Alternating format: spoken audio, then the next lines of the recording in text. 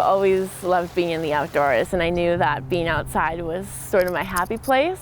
And so knowing that I could be out and exploring for months at a time, I was like, I have to do that. I have to go check it out. Emily Burdett, trail name Bambi, who had not done much backpacking before taking on the 2,650-mile-long Pacific Crest Trail. Being from Wisconsin, she was not accustomed to the elevation or the weather extremes.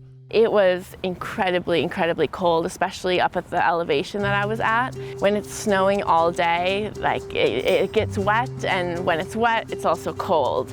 And so it got to the point where I was waking up with frost on my sleeping bag. My sleeping bag was wet. It was snowing so hard that I couldn't keep the things in my tent dry. So it was kind of scary in that regard. I was honestly a little bit afraid of frostbite. Emily and the majority of thru hikers on the Pacific Crest Trail this year started in Campo near the Mexico-U.S. border, heading north. Emily detoured around the southern Sierra Nevada mountains due to an enormous snowpack to continue the hike to the Canadian border. She later backtracked to tackle the Sierras. My friend is already maybe like 10, 15 feet below the trail that we had made, and I fell. My micro spikes landed, like one of them in his leg, like in his ankle, and there was also somebody else there who had kind of grabbed onto my backpack, and it happened so quick, but when they caught me, I was literally like upside down, like feet toward the top of the mountain. Really, really scary because I could have fallen a lot farther had I not fallen into my friend. And so every step after that, I was just kind of overthinking it and doubting myself. Emily's parents tracked her progress via a Garmin GPS device. It allowed her to send text messages about where she was and that she was safe. The regular updates were reassuring most of the time. Friday night at about 9 o'clock, and I received a text, and it said something to the effect of, "It's raining ash. I'm not really sure where the fire is. Does my insurance cover me if I need a helicopter ride out?" Scott Burdett said he spent hours figuring out where Emily was in relation to the fire in Washington state and on the phone with emergency managers before concluding she wasn't in harm's way. I think for me, the most challenging part was the mental aspect, where sometimes I just didn't want to keep going. And there was nothing to do. I couldn't turn back.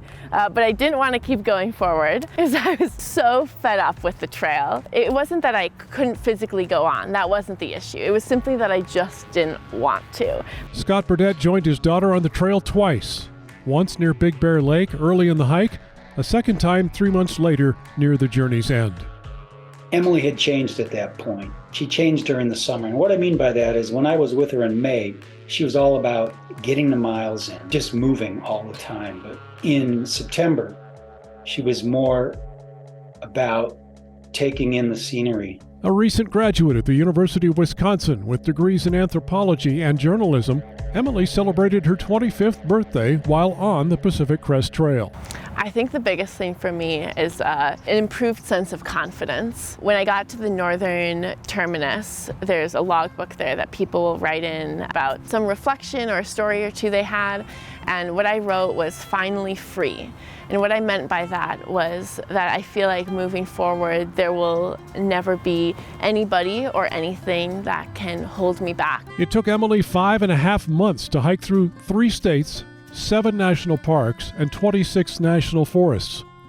She finished by reaching the summit of Mount Whitney and calling her dad.